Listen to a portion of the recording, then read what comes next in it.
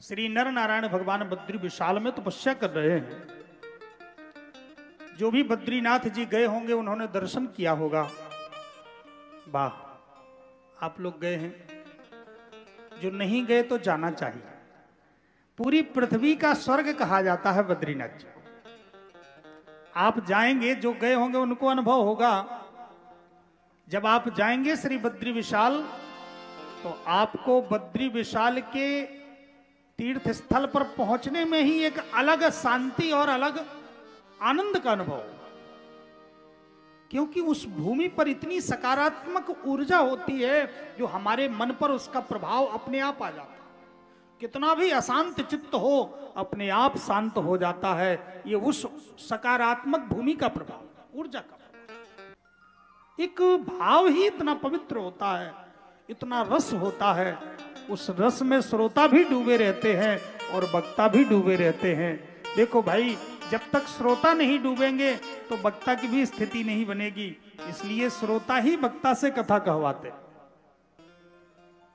अगर श्रोता ना हो, परीक्षित जैसे श्रोता ना होते तो भले ही सुखदेव जी परम विद्वान है, लेकिन सुख के मुख से वो वाणी विगलित होती ही नहीं। इसलिए पात्र जब होता है तभी उस पात्र में परोसने की इच्छा होती है। जब तक सही पात्र नहीं दिखता है तो परोसने वाले का उत्साह भी नहीं बनता है। इसलिए ये श्रोतित्व कला का वैशिष्ट है, उत्तम श्रोता होना। श्री बद्री विशाल भगवान तपस्या करते हैं। जाने से लाभ तो मिलता ही, और एक विशेष बात है मैं बता दूं। भगवान नरनारायण ने यह संकल्प किया है कि जो भक्त मेरा दर्शन करने के लिए आएगा उसको मेरी तपस्या का 10वां हिस्सा केवल दर्शन करने से ही मिल जाएगा। गृहस्थ जीवन में तपस्या तो हो नहीं पाती। गृह कारज नाना जंजाला ते यति दुर्गम शैल विशाला। ना जाने कितनी समस्याएं होती हैं कि जब से जागते हैं और सोने तक दिन भर बुद्धि की कसरत करते हैं, फिर भी पूरे काम नहीं बन पाते हैं और सो जाते हैं कि चलो कल निपटाएंगे। और वो कल करते हुए बुढ़ापा आ जाता है, फिर भी नहीं निपट पाते हैं। और सैया पर पहुंच जाते हैं, हम निपटने की बारी आ जाती पर काम नहीं निपट पाते हैं। ऐसा ये संसार का नाना जंजाल है। इसलिए हमें निरंतर सोचना चाहिए कि 365 भगवान ने दिन दिए, तो भगवान ने सभी को बराबर समय दिया है। कोई भी ऐसा नहीं जिसके लिए अलग से समय दिया।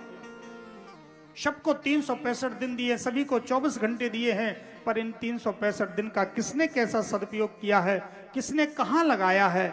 हम 365 दिन भले ही 350 दिन संसार में लगाएं, लेकिन 15 दिन का हम हर वर्ष नियम बना लें कि हम वर्ष के 15 दिन हम भगवान के चरणों में लगाएंगे। चाहे वृंदावन जाएंगे, चाहे चित्रकूट जाएंगे, चाहे द्वारिका जाएंगे, चाहे जगन्नाथपुरी जाएंगे, चाहे बद्रीनाथ जाएंगे, लेकिन अपने परिवार के साथ। मुझे 350 दिन मिले हैं कमाने के लिए, अनेक अनेक काम करने के लिए, लेकिन मैं 15 दिन संकल्प लेता हूं कि अपने 15 दिनों में अपने परिवार के साथ अपने जीवन के लिए सकारात्मक ऊर्जा इकट्ठा करने के लिए मैं तीर्थ यात्रा करूंगा 15 दिन की। हर वर्ष आपके जीवन में एक अलग संचार हो जाएगा, आपके जीवन में अलग रस आएगा।